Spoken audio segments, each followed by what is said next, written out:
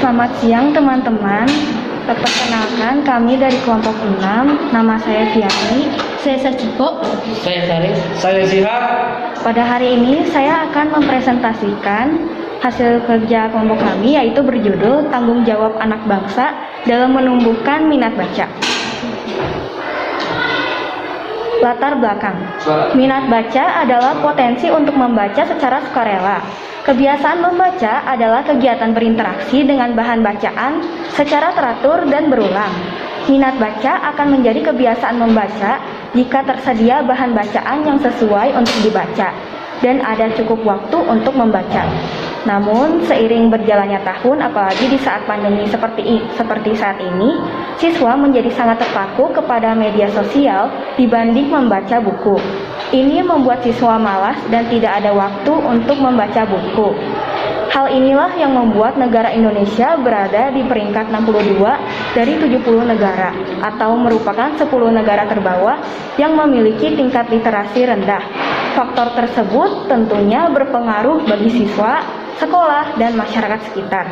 Padahal, pentingnya membaca guna untuk menambah wawasan, berpikir secara kritis, kreatif, inovatif, serta menumbuhkan budi pekerti siswa. Untuk menyelesaikan masalah ini, tentunya kita harus mengetahui akar masalah dari rendahnya tingkat literasi di Indonesia dan bagaimana upaya meningkatkan kemampuan literasi siswa agar kedepannya menjadi lebih baik. Nah, sambil lanjut, nanti begitu baca jangan terpaku ke objek beberapa kali yang saya nanti.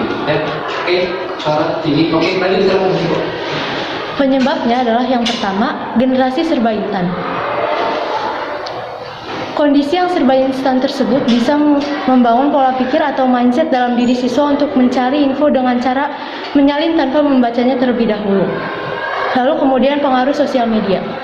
Sosial media memegang peranan yang besar dalam mempengaruhi minat belajar dan baca siswa, yang menyita waktu siswa untuk belajar dan membaca. Dampak-dampaknya adalah banyak generasi muda yang menjadi generasi pemalas. Generasi muda juga akan sulit mengembangkan potensi dalam diri karena sempitnya pengetahuan. Serta banyak generasi muda yang tidak peduli dengan lingkungan sekitar dan cenderung egois karena sibuk dengan ponselnya.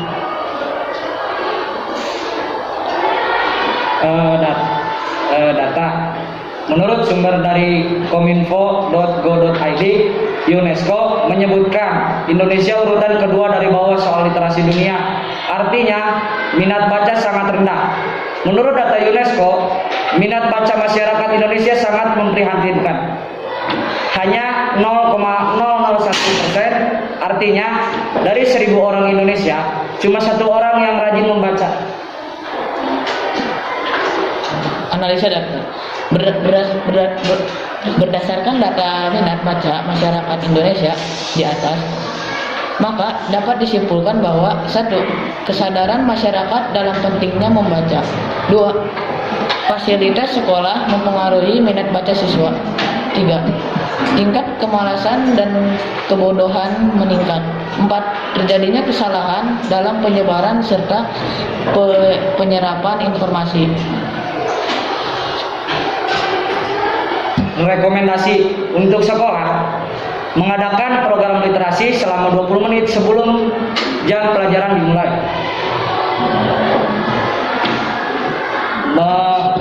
Memanfaatkan media sosial untuk literasi dengan menyediakan berbagai bacaan seperti buku, dongeng, fiksi, dan lain-lain. Memberikan jadwal membaca buku di perpustakaan untuk siswa. Setiap sekolah menyediakan perpustakaan sebagai sarana membaca untuk siswa. Untuk siswa, membaca buku ke tempat-tempat ruang yang terbuka dan bersih. Membaca sesuai buku yang diinginkan.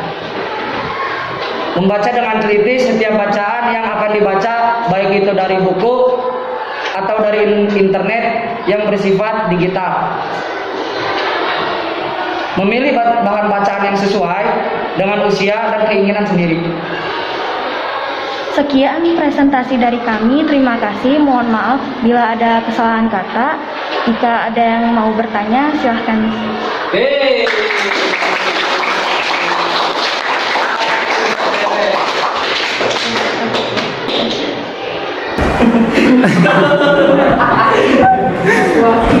Tarik nafas dulu baru kita lanjut. Ya, tarik nafas dulu. Oke. Menarik ya. Pembahasannya Pak Edi senang begitu dengar rekomendasinya. Langsung mengena gitu. Tapi sebelum Pak Edi lanjut, barangkali ada ketua kelompok yang ingin bertanya dulu, silakan. Siapapun ya, selain ketua kelompok atau siapapun orang yang mau bertanya, silakan. Pak Edi kasih kesempatan dulu. Ayo. Ini ada yang Yuk, Keisha silakan. Cara konsisten membaca gimana, Pak? Cara supaya konsisten membaca ya. Oke, nggak apa-apa. Ditampung dulu. Nanti nggak apa-apa, nggak usah takut ya. Nanti Pak Edi juga akan bantu kita diskusi bareng-bareng. Ada lagi yang mau bertanya selain Keisha? Oke, kita tahan dulu. Siapa yang mau jawab? Gimana sih biar ini saran ya ke personal ya, bukan untuk ke sekolah ya. Mungkin barangkali kakak yang berempat ini punya tips and trick yang jitu gitu ya untuk teman-teman di sini biar konsisten dalam membaca. Ada yang mau jawab? Silakan bebas, nggak apa-apa. Mungkin share pengalaman, bro, saya tuh pernah loh baca novel begitu di tengah tuh kayak gimana ya, tapi entah kenapa tiba-tiba tuh saya harus selesaiin ini novel nih. Barangkali punya tips yang kayak gitu, boleh di-share. Silakan. Untuk konsisten membaca, kita bisa mencari tempat sesuai diri kita, yaitu mungkin tempat yang sepi, yang nyaman menurut kita sendiri, dan mencari isi bacaan teks itu sesuai kesukaan kita sendiri untuk menarik perhatian kita kepada buku agar kita semakin rajin untuk membaca buku.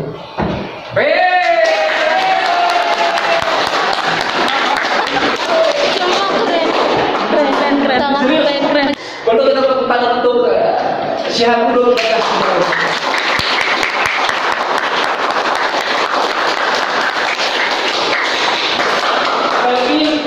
Oh ya, nah ini tentang literasi ya.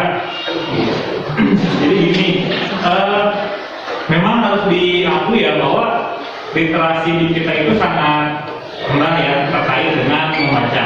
Tapi memang pada dasarnya literasi itu kan bukan hanya membaca ya, tapi seperti berbicara kepada orang lain, bersosialisasi, berbicara kepada guru atau teman, dan contohnya kalian sekarang sedang presentasi itu juga suatu literasi.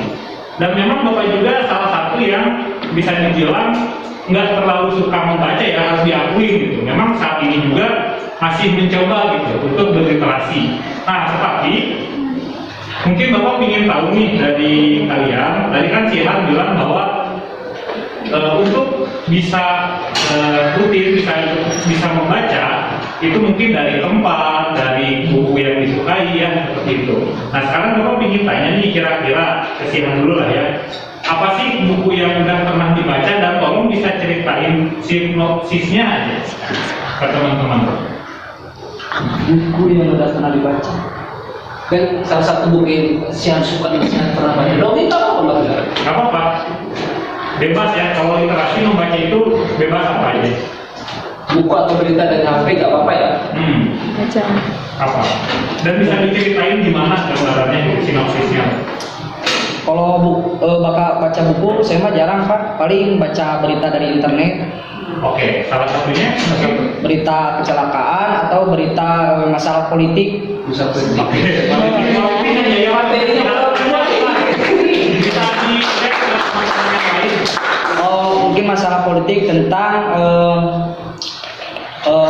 perpanjangan untuk PPKM kemarin yang dipanjangkan oleh Pak Luhut Binsar Panjaitan, lalu info kecelakaan di Dago, di Wastu Kencana, dan di Palembang saya pernah baca itu Pak.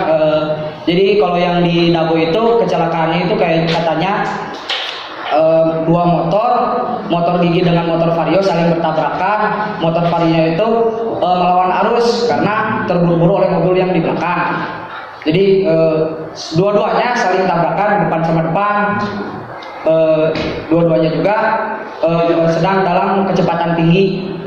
Yang motor Vario ingin naik ke jembatan melawan arus, terkejar oleh truk yang di belakang.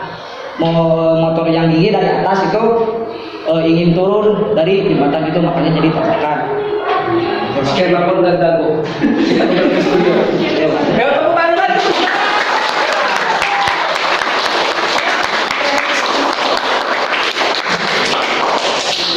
Satu aja ya, kalau dari Pak Edi sederhana. Pak Edi itu tertarik dengan jam baca tadi. Jam baca ya. Sebelum ke jam baca satu hal ya. Teman-teman, kenapa hari ini tuh Pak Edi harus siapin kalian ada banner di belakang? Ada sebuah nama di sana. Selamat inspirasi. Dari awal Pak Edi bilang ini tuh kesempatan untuk kalian. Beberapa kali tuh ada mimbar bebas dan mungkin teman-teman kita beberapa kali sudah tampil. Pak Edi berharap teman-teman ini permulaan untuk kita semua.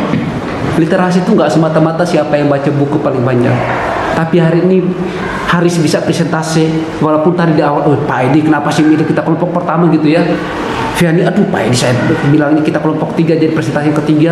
Si Har mungkin tadi mau maju mulai garuk kepala tapi di depan mulai. Itulah bagian dari literasi. Literasi itu bukan hanya semata-mata kita baca buku paling banyak ya. Literasi itu ya seperti yang teman-teman lakukan. Kira-kira begitu teman-teman. Sekali lagi apresiasi dan thank you untuk kalian yang sudah mempresentasikan dengan luar biasa. Sebelum pulang coba tarik napas dulu biar tenang ya. Pak dari tadi terduk dak terus ya. Teman-teman yuk mari kita berikan aplaus untuk mereka berempat.